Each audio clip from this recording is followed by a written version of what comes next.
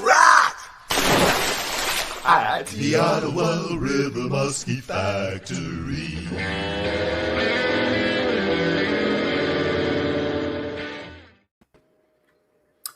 Good evening and welcome to the first episode of the Suick Seminar Series 2026. This episode is called What Did You Learn Last Year? Our very special guest is Mr. Steve HEITING. Steve is a teacher's teacher.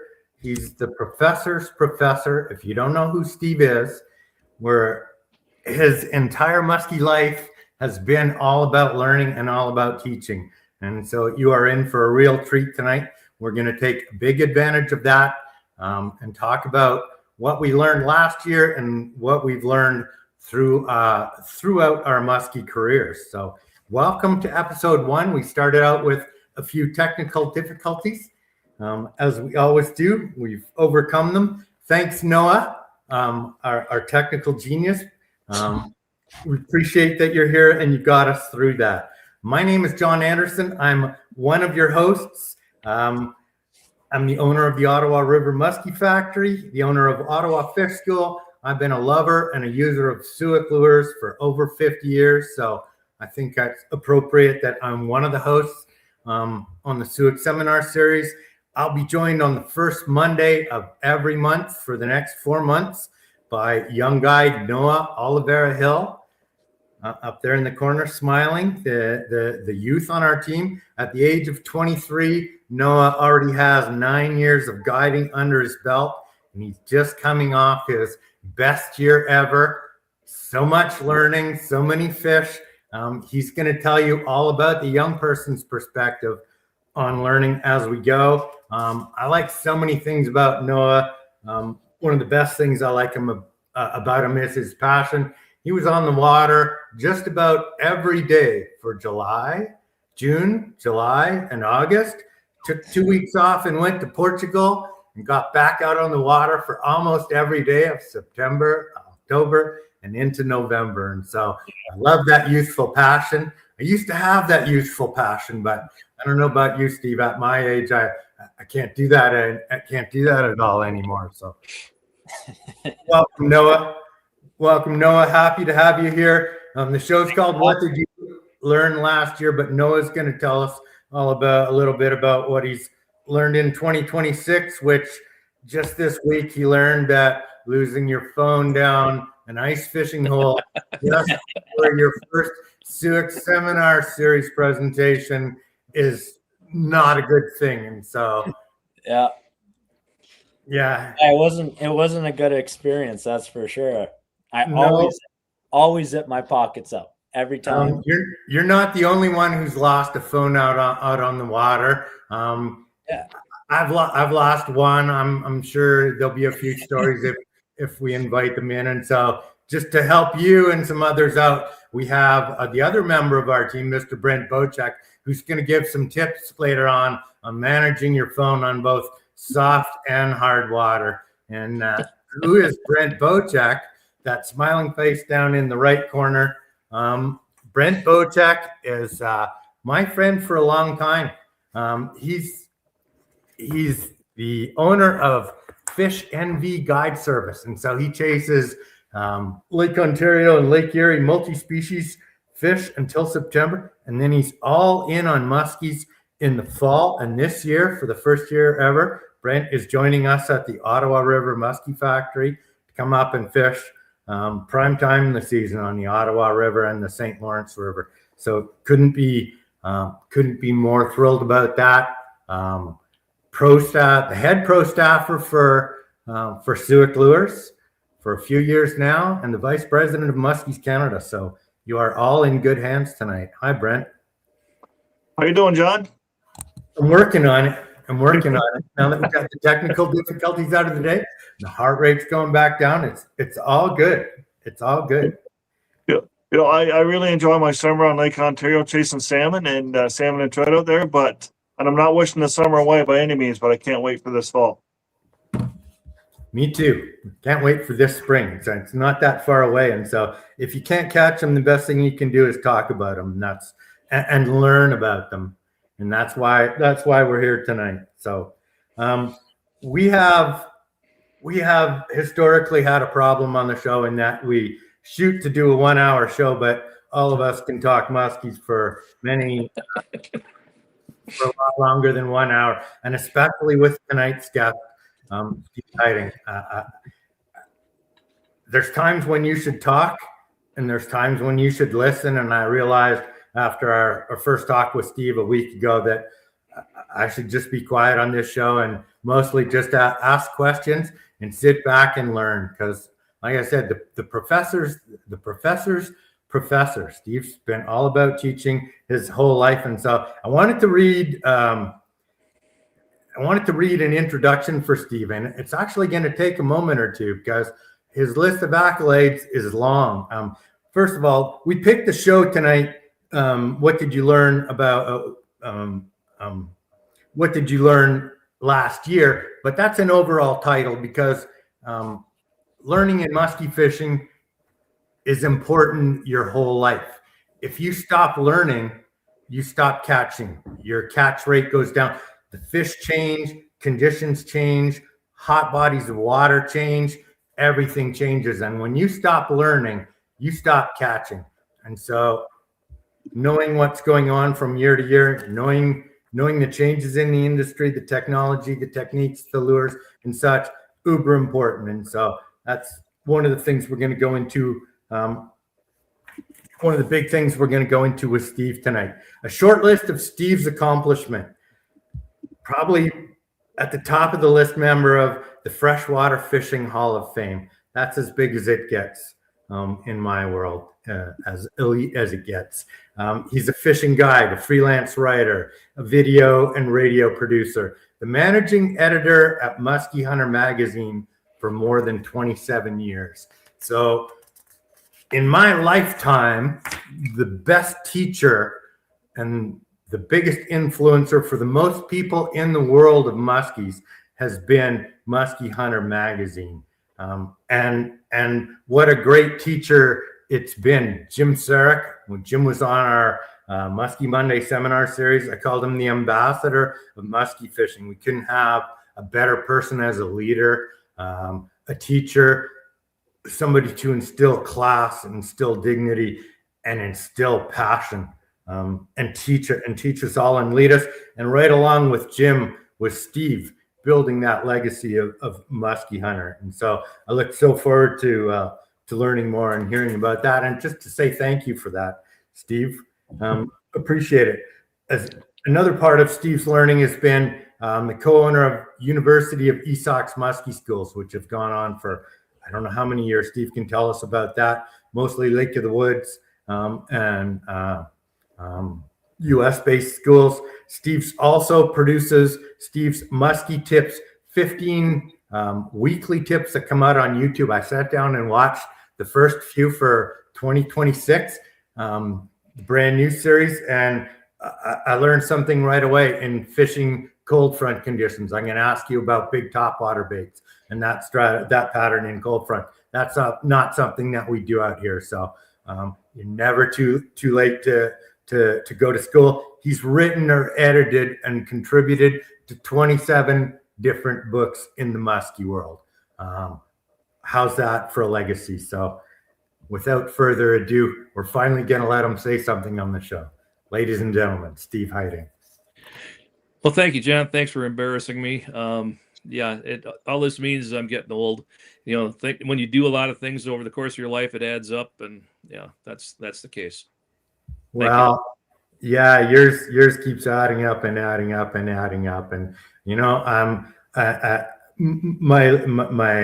my resume doesn't look anything near as impressive as yours, but I find it interesting that you and I are the same age at 65, and we both patterned our lives in similar ways. Mine has been built around teaching for a great many years. I work with kids. I've worked with veterans. I run a summer camp for kids. I've been a couple hundred seminars in as well. Not produced TV shows, but been on Been on over 30 TV shows, including setting the hook with host Brent Bocek a couple of times on really spectacular episodes out on the Ottawa River. So I take pride in that. I have a similar lifestyle to somebody as cool as you, and find it interesting that that there is a mirror that we both got in here at this point. We do what we want. We build it the way we want. First question, I guess. A generic question was from the title of our show today. What did you learn last year? So I asked Steve that when we first got online and talked about a week ago, and he had a number of things to say, including one that's going to lead us into our first video of the night. So Steve, at 65, what did you learn last year? Last year was a serious refresher course on cold front tactics. Ran into so many days or weeks where things just changed, and wind would blow out of the northwest, northeast, whatever, for an extended period of time. We were up on Lake of the Woods where it was 80 degrees one day and 40 the next. And that's a cold front. And if you want to make a good day of fishing or a good week of fishing, you got to adapt to the conditions. And not everything doesn't work all the time, but with enough time you see a few tricks here and there. And we caught some fish in those conditions, not as many as we probably would have caught had the conditions remained good, but we salvaged the days and the weeks, and that's what matters. That's you endeavor to persevere, and that's what we try to do. Yeah, it's interesting when you're a guide, you don't get to pick and choose the peaks and the good weather and the days to go out fishing in shorts. You show up on the dock and you get dealt what you have for the day. And I don't know about you, but I tell people right up front what the activity level's supposed to be like for the day based on cold front, lower activity. We're going to see less fish. Fish are gonna not gonna be as interested in following. We're gonna see a lot more fish off the bottom. We're gonna fish slower, but we're gonna persevere despite the lack of activity. We're still gonna catch our fish. This is what we've got, and that's the game we play. Do you tell people what it's like, if it's gonna be good or bad? Well, you can't lie to them. You can't go out there and say just to boost up their confidence to say, well, today's going to be a good day, and then 7 or 8 hours later you got one fish and maybe seen 2 or 3 others. Well, it kind of looked like you didn't tell them the truth. No, I'm upfront with my customers, always have been, and honesty is always the best policy. And there's also the days where you think, wow, conditions are great, and then the fish don't respond. Those are the ones that still get me. It's like, everything. The great book of musky fishing says these fish should be biting today, and then they don't. That's the one that baffles me. That one gets me. Yeah, it took a few years to learn as a guide. A good rule: never sell your fish before you catch them. Don't. Man, does it ever look good today? I can't wait to net your first fish. It's gonna be a PB day, because that's just going to go bad. That's just going to go bad, especially in the world where you're fishing for a species where one fish is a good day. Yeah, is a good day. What'd you learn last year, Brent Bocek? I learned a couple things. One was I kind of reaffirmed how shallow muskies can be at times, especially when they're feeding. Fishing up in the West Arm Lake Nipissing. Got a really nice fish, and the fish was probably in 2 feet of water. But my cast before, I got snagged on the rocks. The next cast was maybe just 2 feet over, and the rock just kind of sloped out real slowly. That fish was probably in 2.5 feet of water. And it just reconfirmed when a fish is active under the right conditions how shallow they can be. Mm-hmm. And another thing I learned is the three of us aren't getting any younger, that's for sure.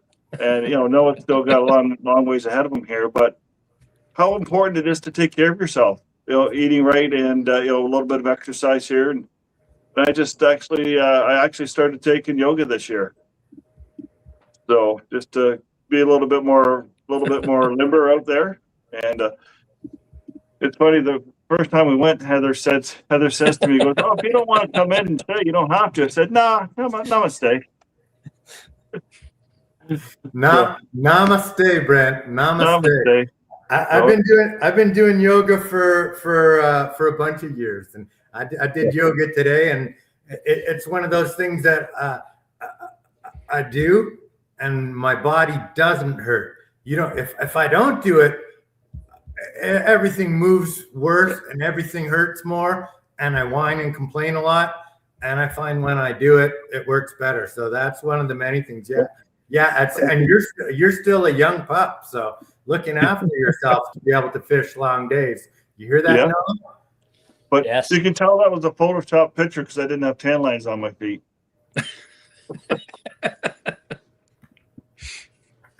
Cool. It's fun. You started out by saying you relearned or you learned again how shallow fish can be, and then that's what Steve said when we first talked to him last week. And I find my learning is circular as I get older a lot. I keep going around, and then I have walls covered in lures that are 30 and 40 years old, and I pull some off, and I look at lures and go, man, I used to catch a lot of fish on that bait. Why'd I stop fishing with it?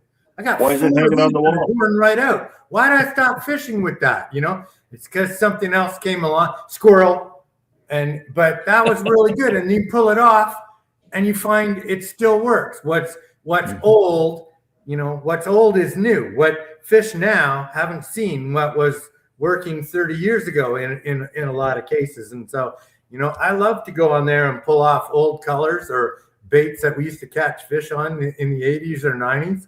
You just get that feeling that one of those old things is going to work, because old things do still work sometimes, you know, people. Just want to say sometimes it still happens. It can still happen. And so, yeah, what's old is new. Shallow water is good. You know, we remind ourselves what's working. We keep relearning a lot of those things as we go through time. In addition, you know, we're reminding ourselves of classic learning.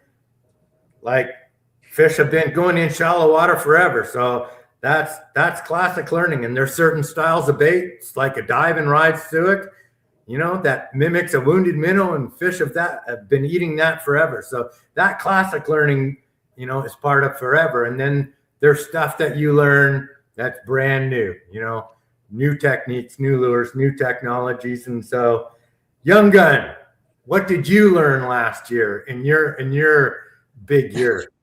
Well, I learned more last year than I probably did the 9 years prior to that. Like you said, I spent just about every day of the season out on the water, and whether that was for a full day of guiding or just squeezing in an hour or two of fishing, I took what I could get. My list, I wrote a list of what I learned last year. It's about 50 things long, so we'll stick to just a few of the key ones. First thing I'll touch on is kind of what Steve was saying with cold front fishing. I really learned how to slow down this year, and telling my guests to slow down, and picking and choosing certain baits that will trigger a fish to bite during those conditions. For example, obviously the Suick thrillers, and really initiating a pause, and same with glide baits, and just pausing the glides, doing a kind of a 1-2 twitch and a nice, not just a 1 second pause, like a 2 or a 3 second pause. And, you know, you might fish 4 hours like that, but when the fish are really laying low on the bottom, if you can pause the bait over its head right in front of its face for, you know, 2 or 3 seconds, you might be able to get it to react. So that was one of the things. And then another thing I learned too is, this also ties to what Brent was saying, is fishing in shallow water. Yeah, like we can catch fish in super shallow water, you know, in the summer and stuff, but I was catching fish in like 3 feet of water in November, and fishing shallower than I do all year long. Like I had some really good fish caught in November right up in the pencil reeds. And I grew up fishing, like, you know, when it's fall time, going out to the break lines, trolling and stuff on the break lines, chasing bait fish and stuff like that. But going right into the weeds this year, super, super shallow, right up tight. That was something that worked really good for me in end of October, early November. And Was then that during warm days though? no. No? It was, there was one day that was snowing in November, and I was fishing up in the Pencil Reeds with one of my clients, and we had a dropping barometer and stuff like that, and like the weather looked good. However, that was something else that was funny that John said. Never tell your clients, whether it's going to be, or sorry, tell your clients what you think it's going to be, but how the day is going to go. But what I learned was just always, never say it's going to be a great day. That's for sure. And if I think it's going to be a good day, I don't tell them that. I just wait for the fish to tell them that. So You say it out loud, the fish gods will get you. Yeah. That's Exactly. experience, young one. Yeah. And then I guess I'll say one other thing is this year I really learned, I started looking more at the scientific stuff behind like my spots and the scientific stuff on how a muskie acts. So for example, like on certain spots over the years, I would catch fish on the spot, but then I started to tee down. I started catching fish in this section of the spot, to then the point where no, I would catch a fish when I put my bait in a 4-foot vicinity on the spot. And then reading, okay, well, why is that? Then I started thinking, okay, the muskies are sitting in that specific spot for a reason. And we fish on a river as well. So current plays a big factor. So I learned a lot about current fishing this year and fishing with the current, placing your baits in a specific spot so that if you're a muskie sitting in an ambush point, your bait's going to come along and look natural right in front of a muskie's face, play along with the current. And I caught tons of fish doing that this year, is playing with the current and putting my baits right in the kill zone. That's all I have to say. That's enough. I've spoken up. Fantastic. All really good points. That learning that 3 feet of water is a great place to be in November. Yeah. I was a lot older than 23 when I figured that out, because I figured out big baits, trolling deep, and freeze your butt off in November and December. Went through the plow era. I like plows and big baits, and down deep in open water. Hunting. But I'm a caster at heart, and so gradually I forced fishing in the shallow and learning that way. And then we had Project Noble Beast on this river, where we had fish with transmitters in them for the year that we followed around, and the biggest fish in the study.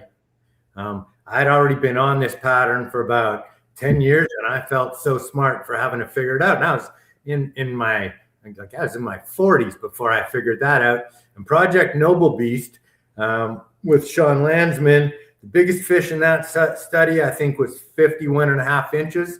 And its favorite place in November was 1.5 to 3 feet of water in a bed of coontail that stood all year. And so, wow, that was magic. Like that's science. That's the biggest fish in the study. Take that to the bank. She's not the only one. So yeah, you can make a living off of that. And if you're a caster, it's painful to have to troll. Don't tell the fish how you want to catch them, but you can catch them the way you want to catch them. You can catch them casting. That fish is worth more in my world. So yeah, cool. I definitely gained a lot of confidence this year with being able to catch fish wherever in the river, because there's fish everywhere. There's deep water fish and there's shallow water fish year round. So being able to catch them, obviously, depending how my guests are wanting to catch them, sometimes they're more trollers and sometimes they want to cast all day. So being able to cast all day and at the end of November into December, bring it on, and same with trolling. Fantastic. One of the things Steve said last week when we talked, and I said, what did you learn last year? And he said he relearned about 7-inch Suicks and smaller baits working. And I got to tell you, I listened to Steve talking about he's got places where the 7-inch works and the 9-inch and the 10s and the 12 and going on up. And I live in Canada. I tease my American guests that we're fishing for Canadian size muskies here. So you need Canadian size muskie lures, Canadian size everything is, you got to up it a little bit and such. But there are times, especially in cold fronts, and it's one of my weaknesses, where downsizing is what it's all about, as well as fishing slow. So to hear Steve say he reminded himself of that you relearned or you learned for the first time last year about the 7-inch Suick bite, how good it is, and then you put it into a video. What's that, Steve? Does that go? Yeah, I'm sorry. What was the question? Did you relearn that, or is that something new that you learned? Oh, no, I've been catching fish on 7-inch Suicks since time began, I think. Had one day we got 7 of them on 7-inch Suicks with a client, and we had 8 fish that day, and 7 were on the 7-inch Suick, and it was cold and nasty, and yeah, that was 1992, 93. I'd have to go back and look at my records. The 7-inch Suick's been a staple for me. Post frontal conditions, when it gets cold or early, especially early in the season, I catch a lot of fish on them too. Our season here opens, well, they changed it this year. Our season's going to open right along with the walleye opener the first Saturday in May here in northern Wisconsin. I don't like that, but we get a lot of muskies spawn, but apparently the DNR and some fishermen don't think so.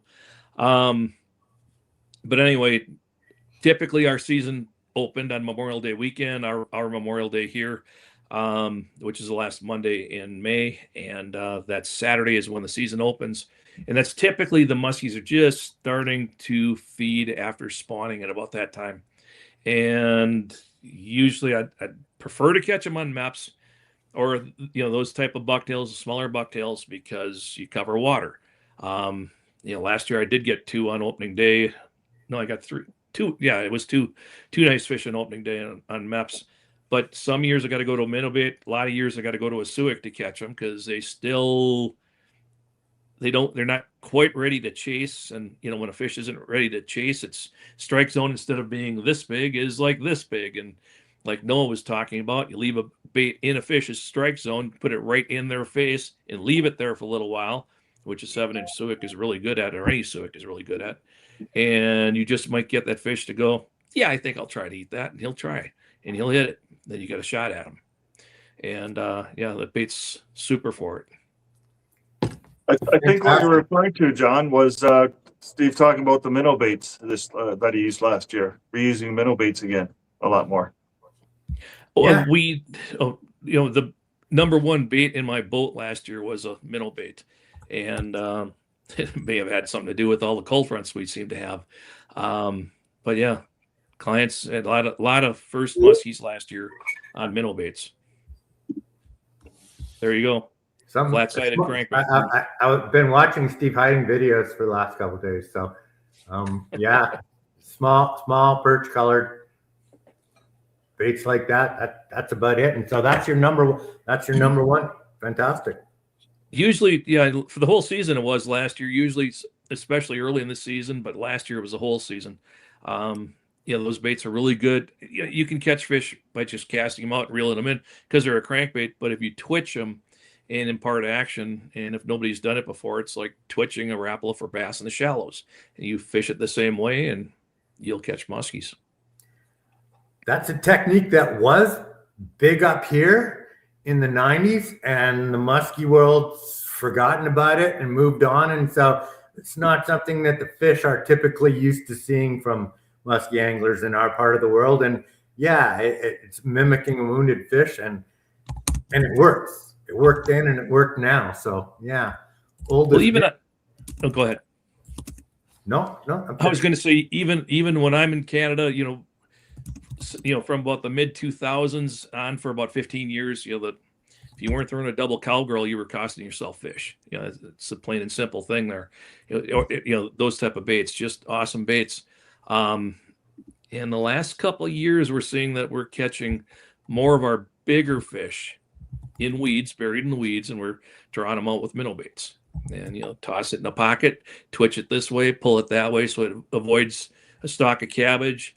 You got a kind of a pocket, drive it down a little bit, let it rise back up, and then especially when you get to the edge of the cabbage, give it a good rip, get it down kind of deep, and let it hang. And that's that's something you can take to the bank. That's a great producing way to catch a fish. I think that's well stated, and I can say I mean I make bait. We have the Ottawa River, the Musky Factory Bait Company, and so we make inlines, and we caught more fish. You know, a few years back, probably 15 or 20 years. For 15 years that was inlines were the best bait in the box, and the last number of years there's more and more big fish and more other fish getting caught on other baits. So yeah, you know, fish learn. You got to stay current. You got to change. And so, what about queuing up that first video for us, Noah? Just before we go to that, let me tell the people that are out there, and something I should have said at the start. If you have any questions for us, whether you're watching us on YouTube or one of the Facebook sites that we're broadcasting on, you can submit your questions. We include a couple questions on every show. We answer every question that comes in, whether it comes in live or whether it's somebody who is watching one of our broadcasts later in the week or months later. We try and get to all those questions. So I forgot to say that. Send in your questions. We'll pick out a couple today. Maybe you can think of a question while you're watching Steve's first awesome video. What do you got, Noah? All right.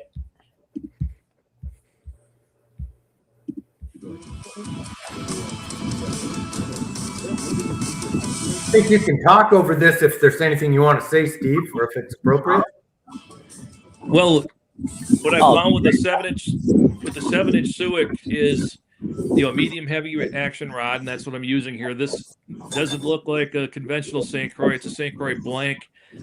This rod was built for me by a very good friend of mine, and it's a downsizer blank, a St. Croix downsizer blank.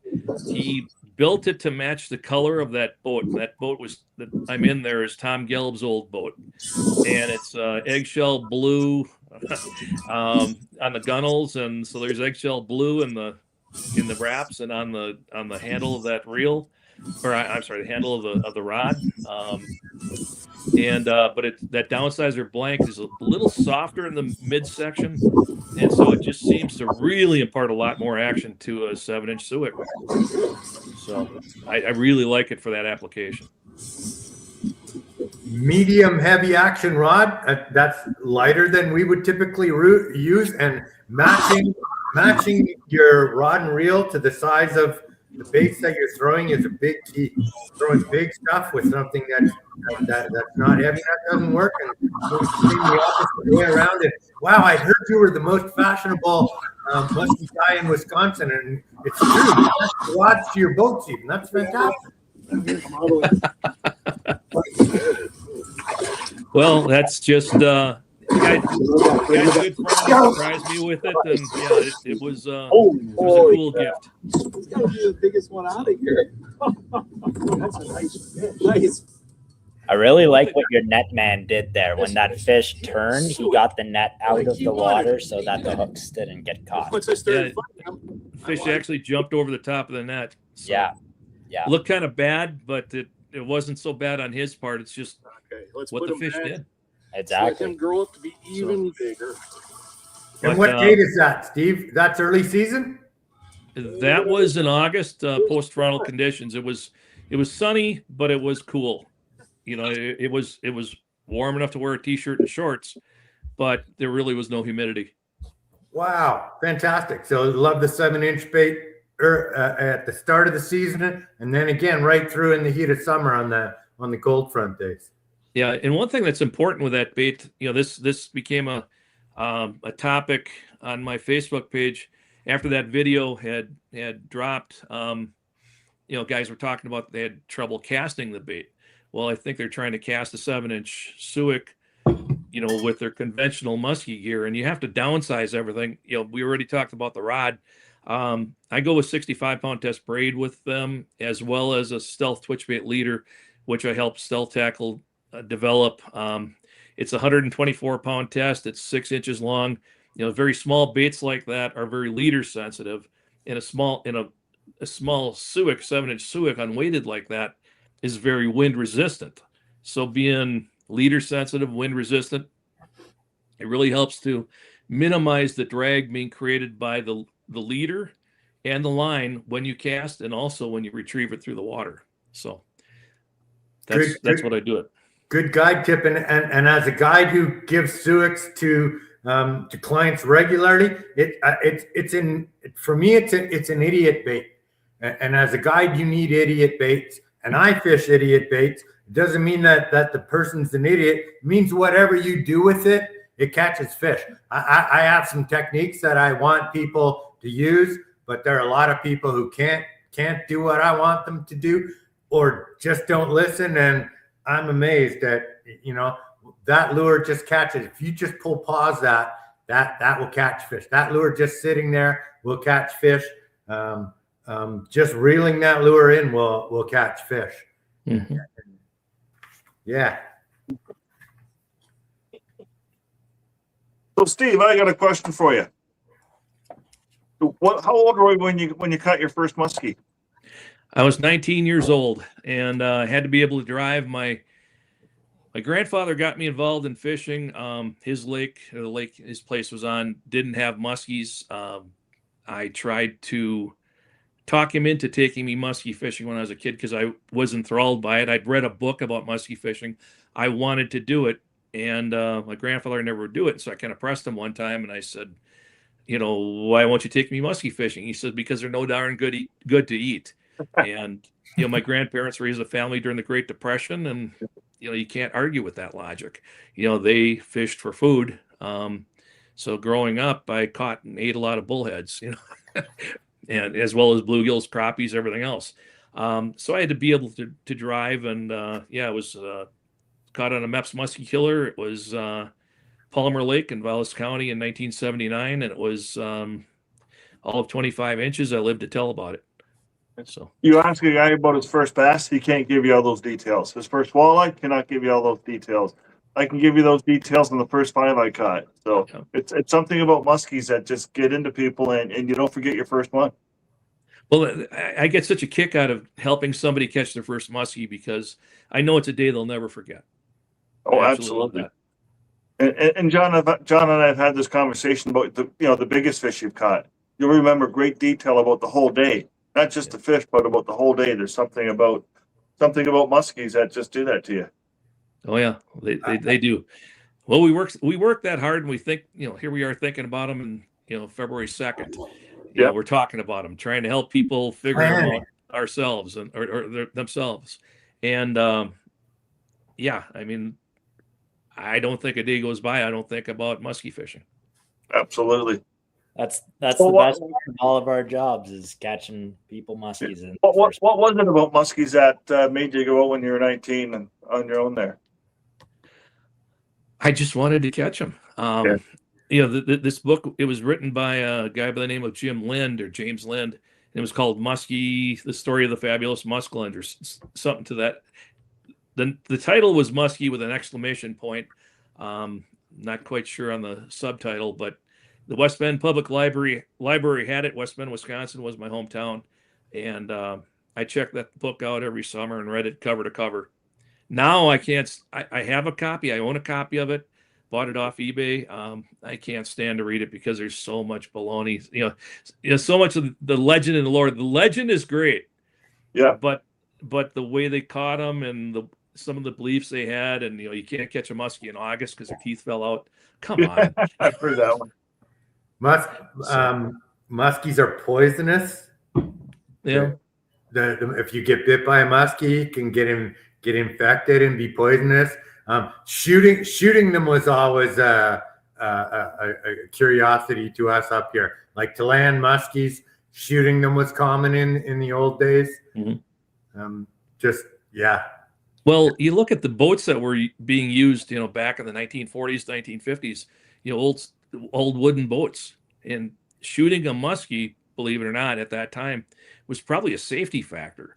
If you're dealing with a 40-inch plus fish in a small wooden rowboat, there's 2 or 3 of you in it, it's probably a little tippy. And now this fish is flopping around and you're trying to subdue it because, like it or not, they took them home and ate them. probably plugging it in the head was probably a good thing if they're going to take it home. Yeah, and then nailing the head to the tree at the lodge or outside your cottage was the way to go too. And you had to let everybody know they had a good collection, man. So Well, what could go wrong pulling out a firearm to shoot a thrashing fish? yeah, what can go wrong? Well, that thankfully in Wisconsin they made it illegal. I think it was 1966, and it was just largely because I think some guys started shooting at them when the fish was first hooked or first started to thrash around, and now you could potentially have bullets ricocheting around, and our lakes are a little bit busier than they were back then. Yeah, so quite busy. Wow, times have changed. Times have changed. Noah, do you have a question for Steve? I got a whole list of questions, but do you have one you want to throw at him? The one question I wrote for him was the exact same thing Brent said. Was how old were you when you caught your first muskie? I guess I can change that up a little bit.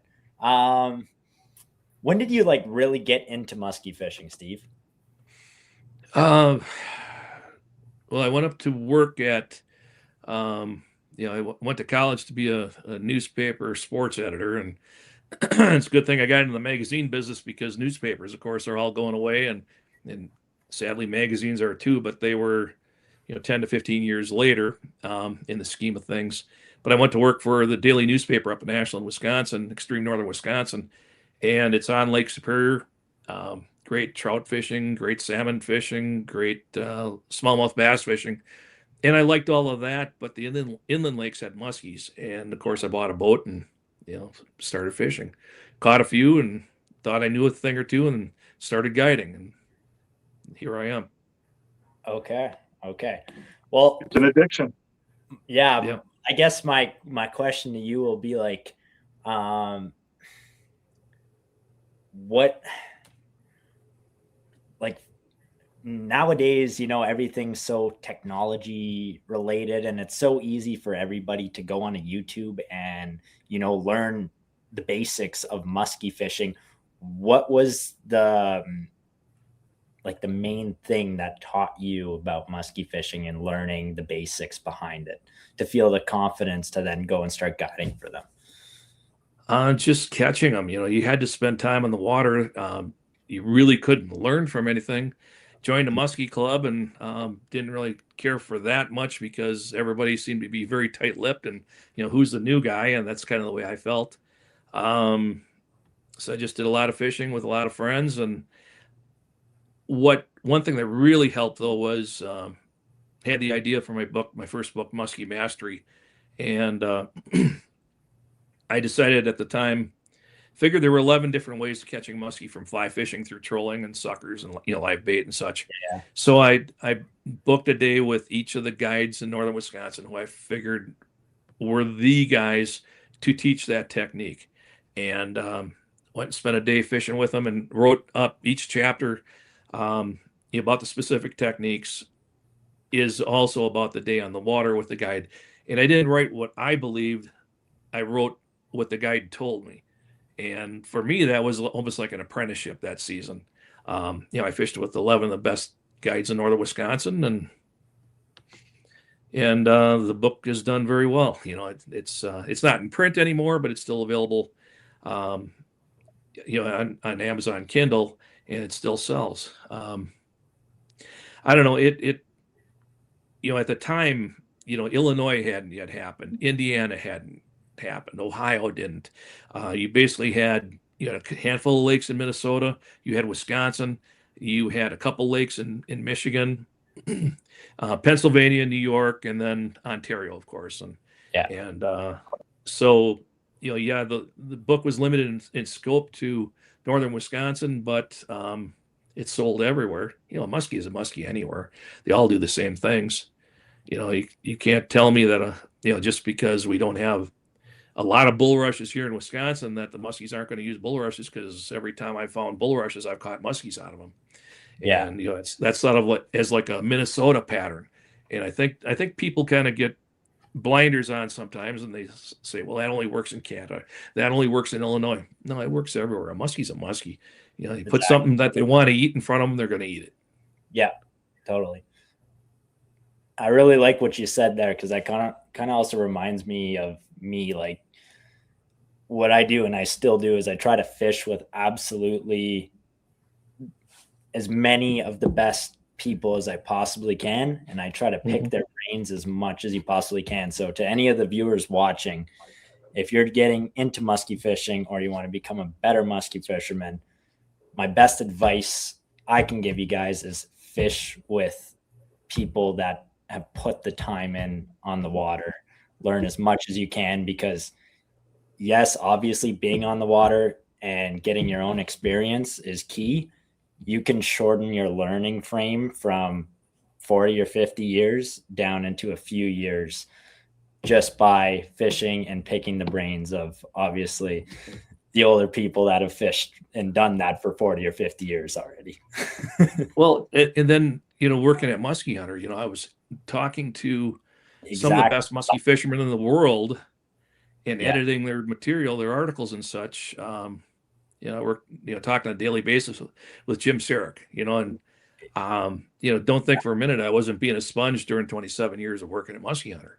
So I may not know of all the waters, I may not have been on all the waters, but I sure learned a lot of good technique. Exactly. That's the best advice I can give to anyone, is try to talk to as many people as possible, for sure. Actually, just going back, John and I were talking about this the other day, things we learned last year. And I've learned this, especially through salmon fishing. You come into the dock, everybody comes in at noon, you do 6 till noon, then you do 2 to late or whatever, if you're doing 2 trips. Everybody wants to talk about the fish they caught, how they caught them and everything else. You go to a Muskies Canada event, everybody wants to talk about the fish they caught, how they caught it, where they caught it. Listening. You know what? We got 2 ears and 1 mouth, right? If you can listen, you're going to learn a lot. Yep. Well, even with the musky schools, this is going to be Jim's and my 31st year doing them. We're just doing the one in northern Wisconsin now.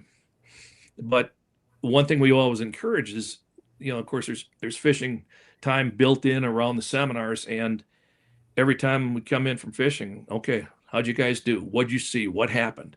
And not only is it cool just to share stories, but you learn what's going on.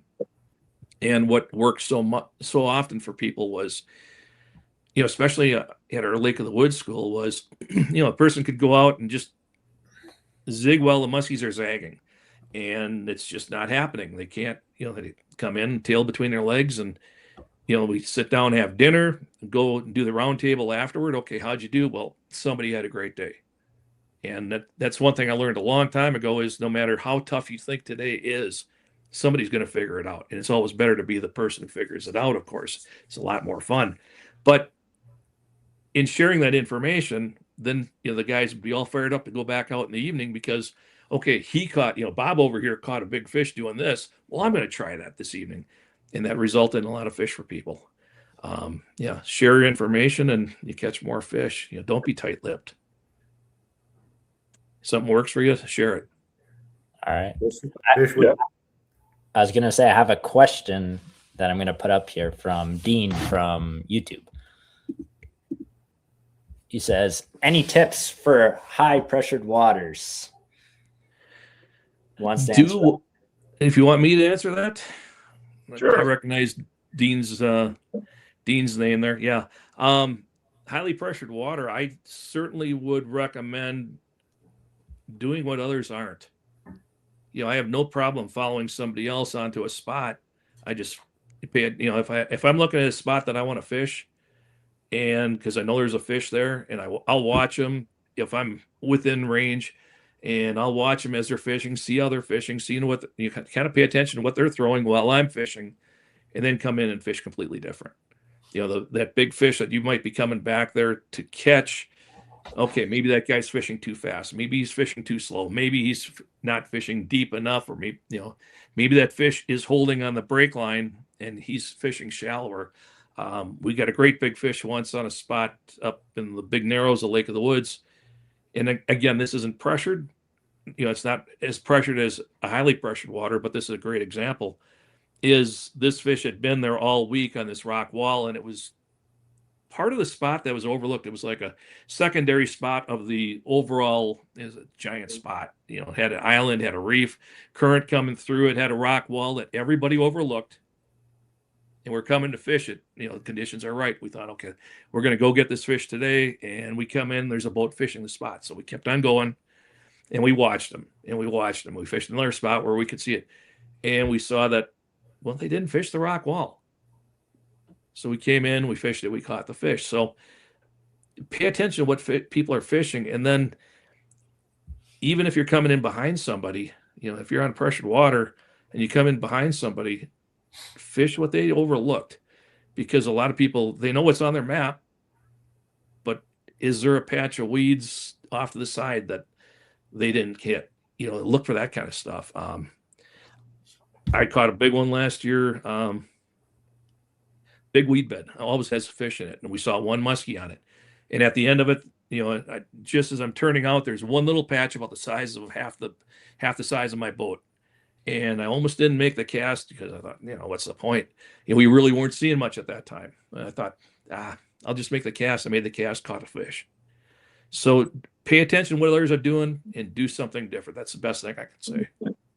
It's also amazing how you're saying there, just a small spot, just a couple of weeds or one rock or whatever, how it will hold a fish every now and then. Yeah.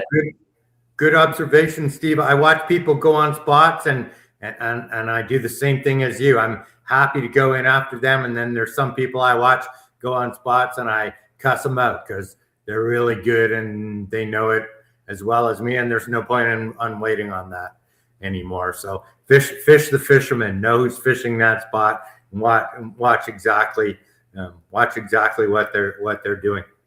So, But fish, you know, fish differently too. If they're fishing shallow, fish deeply, you know, or vice versa. That'll matter too. Yeah. One other comment I'd make to Dean is line up your peaks. And so your moon peaks, your sun peaks, sunset is your greatest peak, your dropping barometer, your storms coming in. So pressured water is notoriously hard to fish. The more pressure, the harder it is. But when you can line up 1 or 2 or 3 peaks, like you have a storm coming in at sunset, now you've got some real magic happening.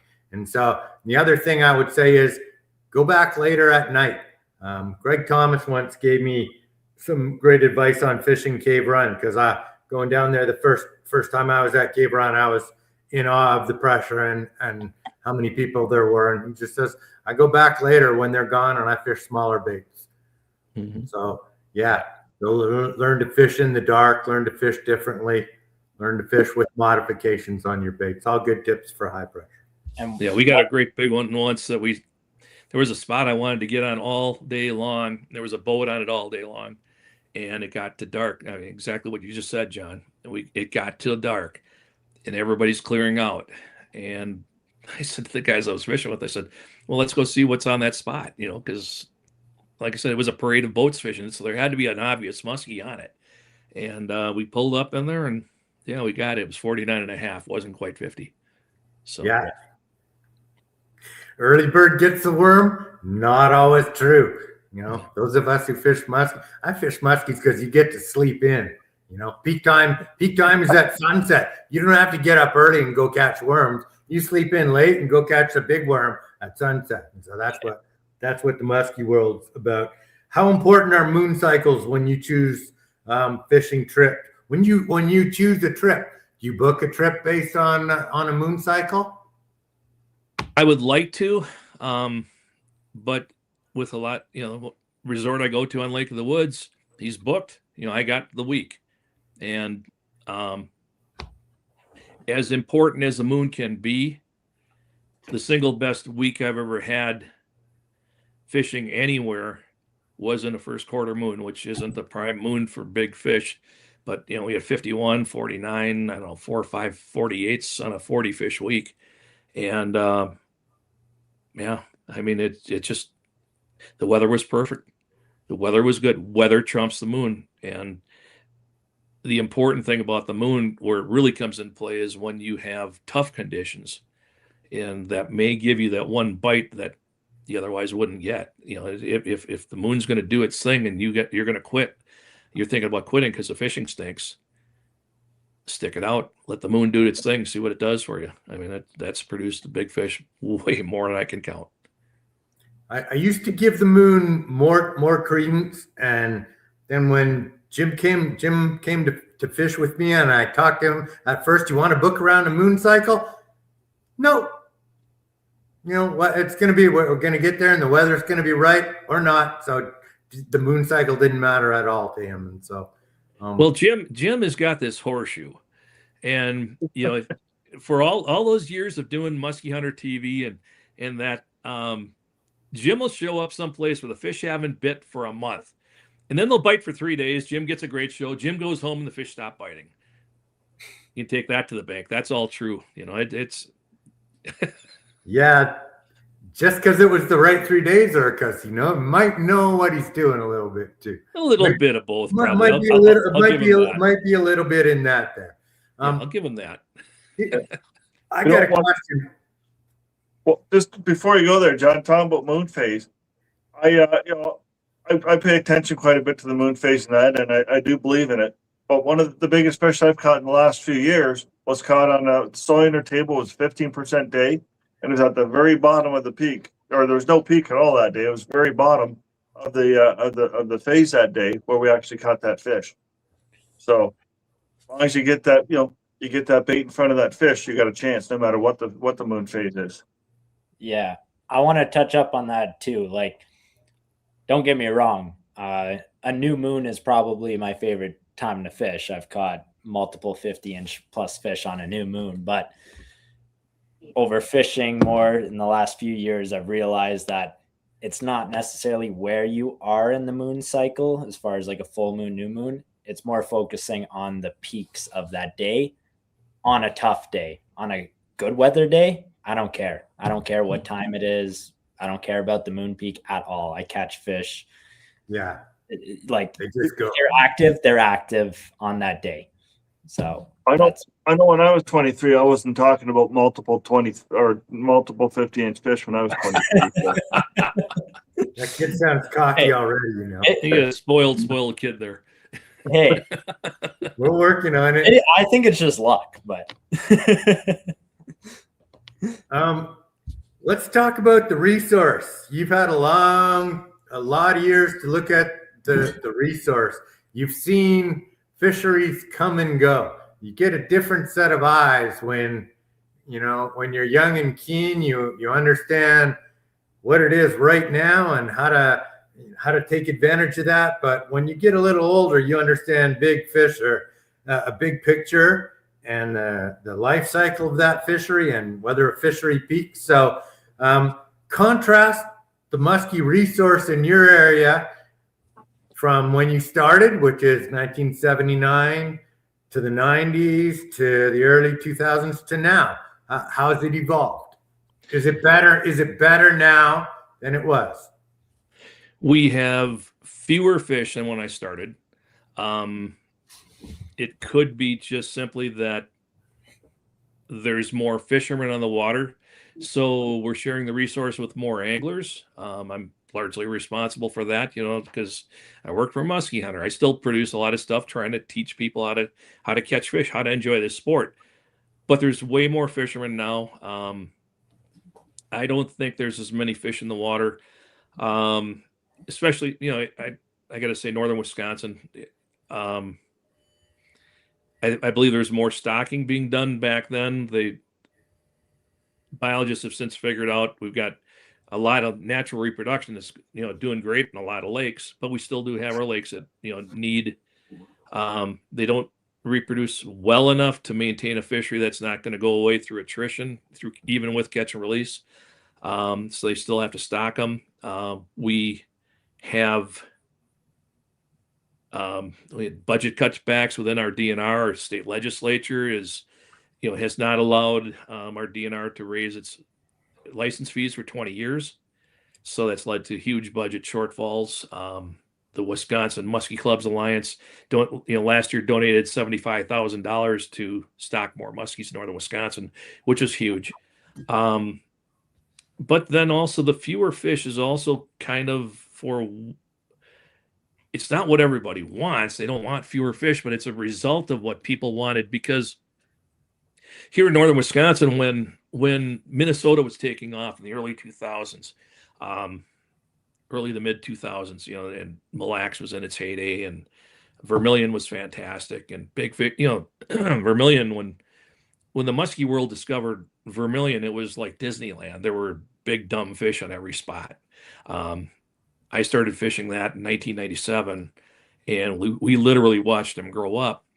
And that's that Leech Lake strain of fish, and they grow very, very rapidly. They seem to grow much faster than our native fish here in northern Wisconsin. And so the muskie clubs are very much trying to get the DNR to stock Leech Lake strain fish in the lakes up here. And the biologists were right to say, hey, let's pump the brakes, because if we put them in, we have a strain of muskies that is reproducing naturally. There's a reason why this strain is doing well here and the other strains are not doing well here, or don't exist here. So if we put the other strains in here and they cross mix with our strain, and it kind of dilutes the strain that is successful in spawning here, we may lose our natural reproduction on the waters here. So they backed off on, did not allow Leech Lake strain fish, spotted muskies, to be stocked in our northern Wisconsin lakes. And then they said, we can give you bigger fish, but it's going to be, the lakes can only produce so many pounds of a predator. Say if we got lake, 500-acre lake can hold 36 10-pound muskies. Well, it might only be able to hold 30 10 30-pounders. So if you want bigger fish, we have to stock fewer, because otherwise we're feeding all these mouths and they can't get as big. So we feed fewer mouths and they'll get bigger. And so that's certainly a case. I can remember back in the late 90s, I know many guides, they'd fish all season long. Their biggest fish in Wisconsin would be 40, 42 inches long. And now, 46, 48 inches, 50 inches is still a rare bird around here. But 46, 48 inches, yeah, it's a legitimate fish that you could catch here, whereas 20 years ago it wasn't. Some of the other fisheries, I don't know how it's going in the Ottawa. I've never been there. Lake of the Woods, Eagle have been through boom and bust cycles. That late 1990s period, they seem to spawn everywhere. And boy, we just rode a wave through the 2010s. That was fantastic fishing. And now there's fewer fish now, but it's still good fishing. You still got to go. So yeah, the lakes are dynamic. They can be influenced by anglers, not always in a good way, but the key thing is we're doing it. If you support your clubs, you support research, you support stocking if it's allowed. You put the fish back when you catch them. That's how we can make sure that the fishing is good, and that's very important to the sport. Absolutely. Looking after the resource, and you're talking about stocking and not stocking and supporting natural reproduction in Canada. We don't stock. We didn't stock anywhere last year. We stocked one lake in the last 15 years. It is all natural reproduction, and so if we dent a population, it doesn't get fixed. It doesn't get fixed in the short term. You hope that it naturally is going to find its way back to levels that used to be. So whole different perspective on managing fisheries. We're lucky. Our Eastern Ontario, we have access within an hour or two to probably 5 of the top 10 muskie fisheries, or top 12 muskie fisheries in the world around here. And so they are still very strong. The peak on the Ottawa River, Hedrick Wachalka, where my favorite musky heads of all time, and usually the smartest guy in any room filled with musky people will identify that our river, the lower Ottawa, probably peaked in the 90s and early 2000s and has been on a steady decline since then. It's still a fantastic fishery, but there is 10 to 20 times more anglers on the water with technology that makes them 50 to 100 times better. Mm-hmm. So if you take a 3% mortality rate, which is a really small mortality rate, and apply it to a fishery, and then increase the amount of fish that are being caught through technology, through pressure, through increased number of anglers, it's a really simple recipe to follow. So we'll talk more about fisheries and pressure and technology in some future shows, the next show or two. But yeah. Paying attention and managing the fishery, Steve, doing what you can, educating people to take care of that resource, to be future thinking about it. That's what we do.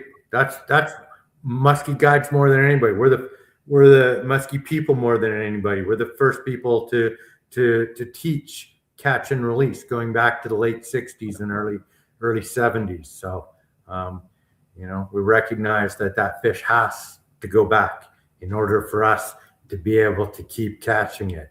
It's a really interesting paradox. And so, yeah, we do that. Gosh, Noah, we're past an hour already, and we still have 2 more Steve HEITING videos. We're at an hour and 6 minutes here. I think without further ado, you should pull up another spectacular video, and we should. Sure. Sometimes we're just at the end of John's intro right now, so we're doing pretty good. I may deserve that. All right, give me a moment here.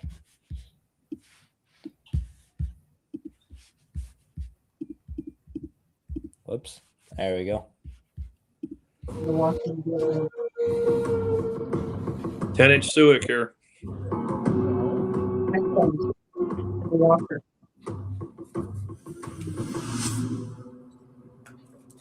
Looks like Ottawa River visibility about 5 or 6 feet.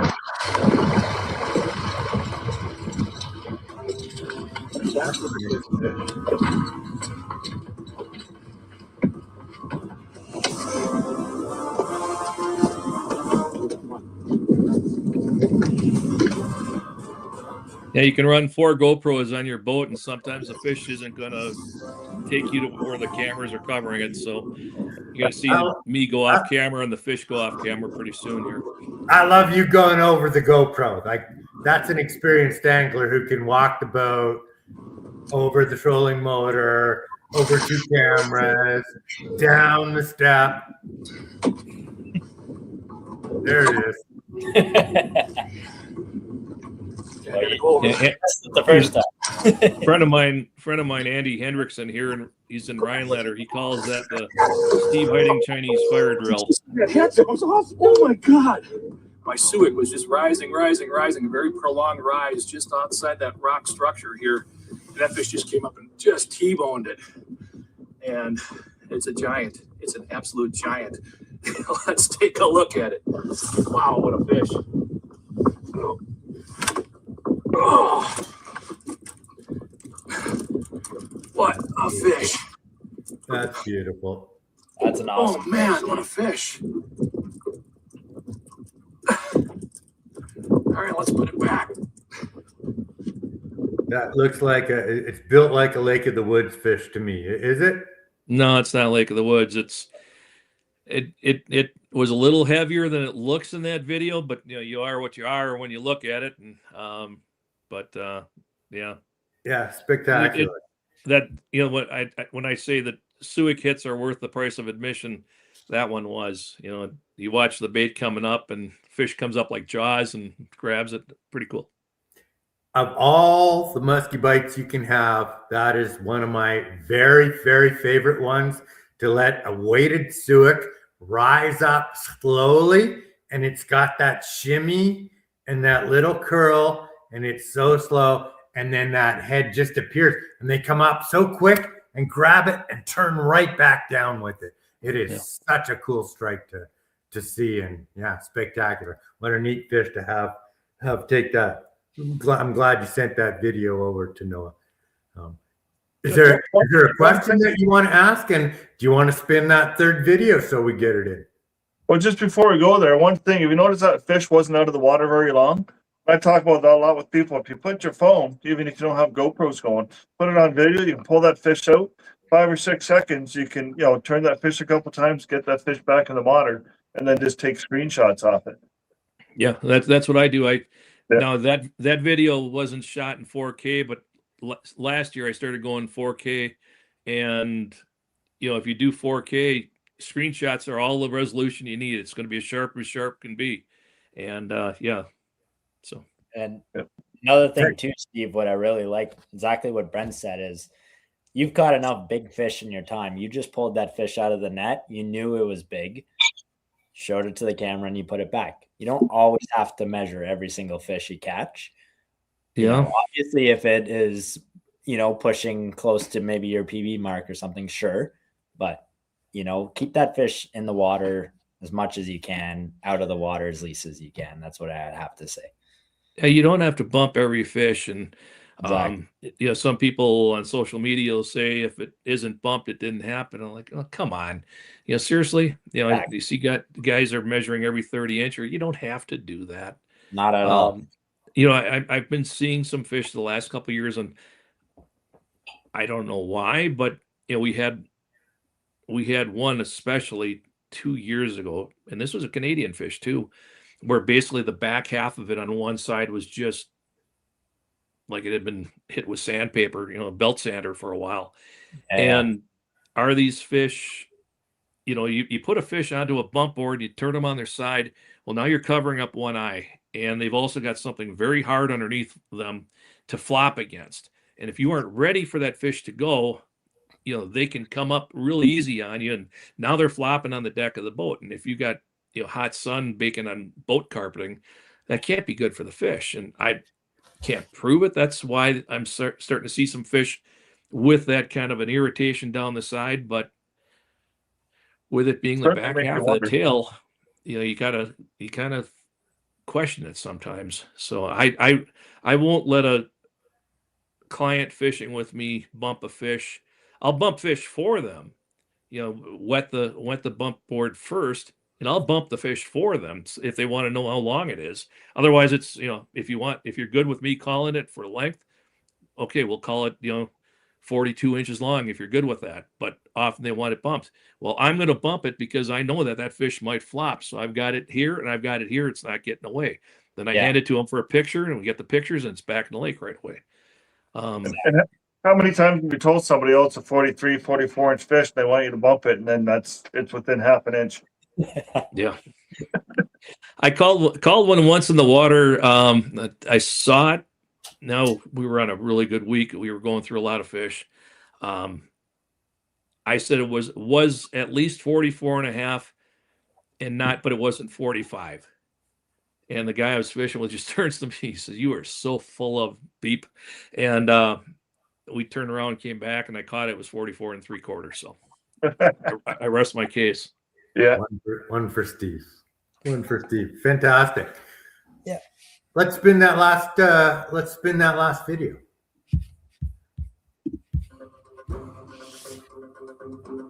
Oh, this fish wouldn't quit. This is a current area.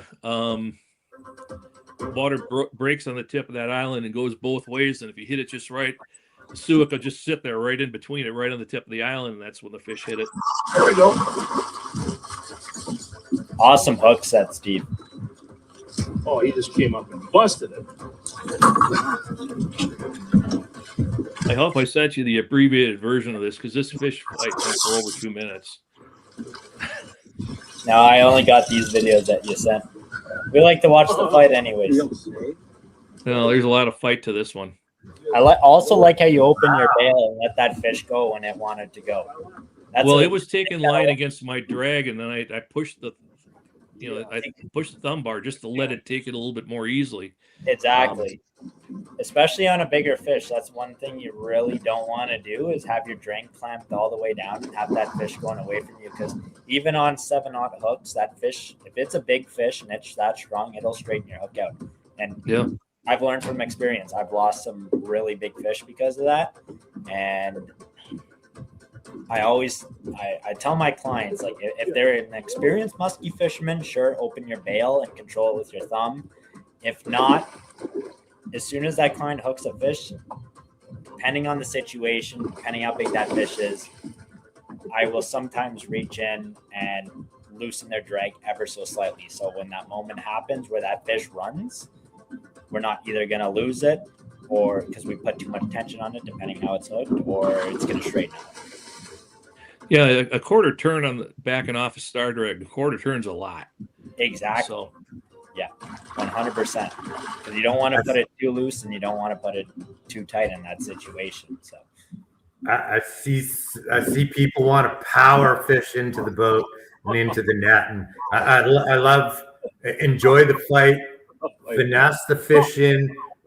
Don't pull that hard because the hook straightens out or you rip something.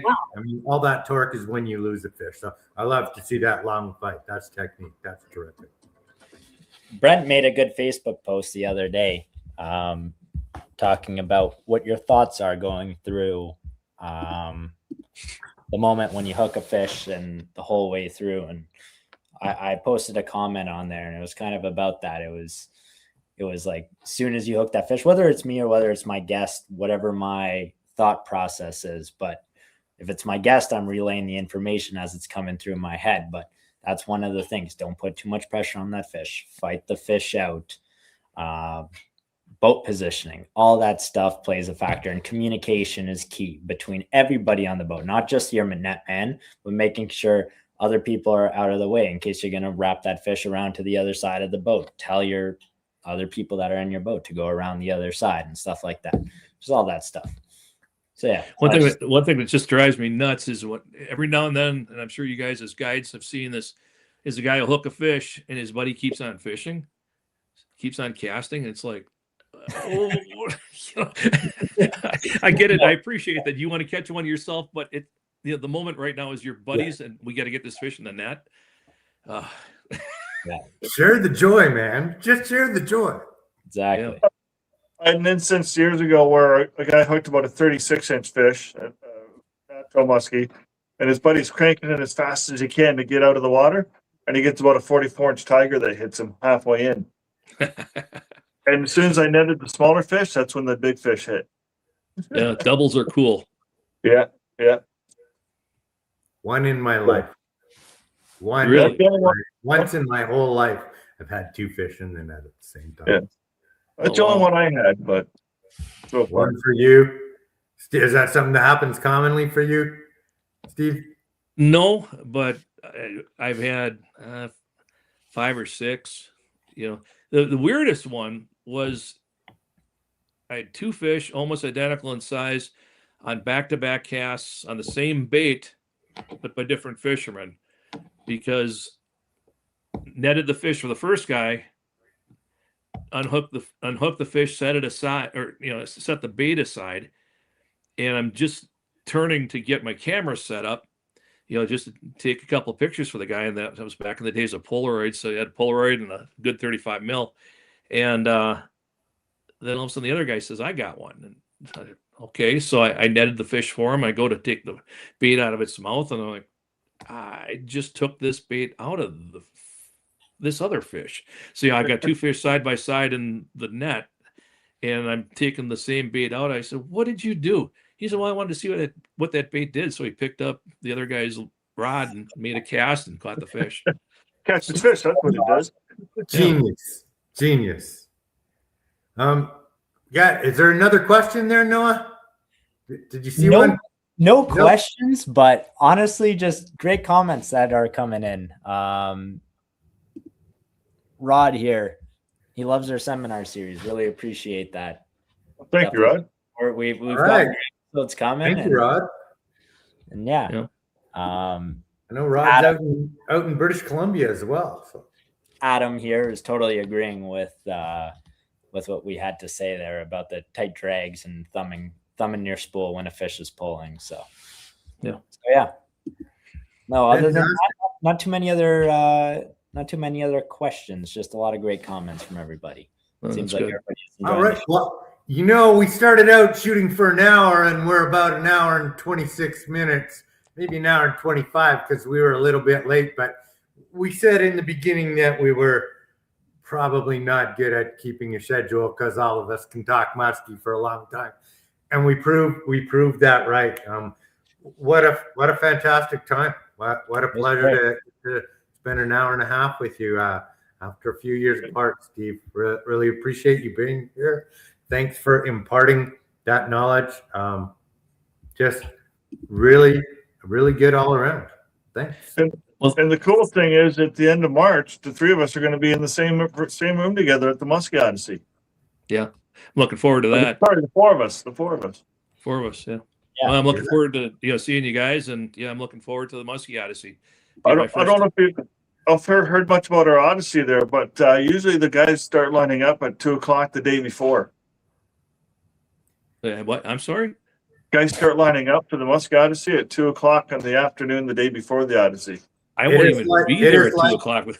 It is like a rock concert in the old days. That literally, there's people who camp out overnight to be the first ones in when the doors open, and it's not a few. It's a really good line, a good group of people. So wow. they built this over the few years. So you're gonna have a good time up here. So there's where to get a hold of Steve on his social media. I don't know if you have his tour dates. You want to mention any shows that are coming up in the next couple of weeks, Steve? I'll be at the Milwaukee Muskie Expo on Friday the 13th, and then MW Marine and Hills Corners the next day on the 14th in the morning. So, that's my next two seminars. All right. Much appreciated. Brent Bochak. He's everywhere this year. Do you have anything with Brent's social media? I think Brent got booked into every muskie show and most fishing shows north of the border. And so where are you this month? Just at next weekend, I'm at the Spring Fishing and Boat Show in Mississauga, Ontario, right by the airport. I'm doing 2 seminars on the Friday and 1 on the Saturday. And then 2 weeks after that, I'm coming down to Ottawa, where you guys are, and doing a couple seminars at the Ottawa Boat and Outdoor Show. Gonna hang with us.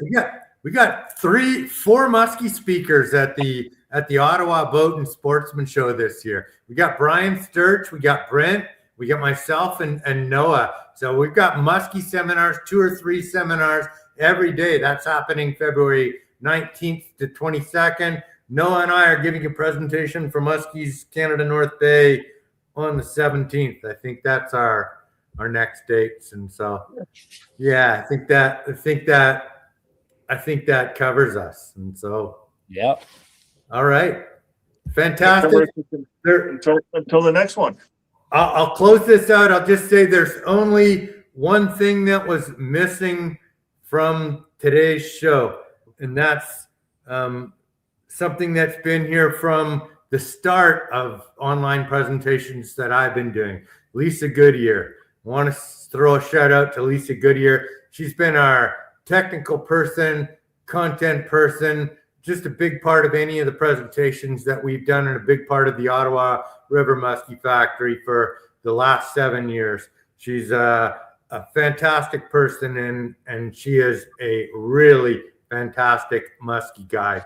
And so you couldn't do better than to go and support Lisa and go fishing with Lisa. So if you can't get out with us, look up Lisa and get out on the Ottawa River. Lisa, shout out to you. Love you, girl. You're the best. Until the next Suick seminar early in March, the first Monday in March. Be well. We'll see you. Take care. Thanks, everyone. Thanks, folks. Thank you very much. Hey, everybody.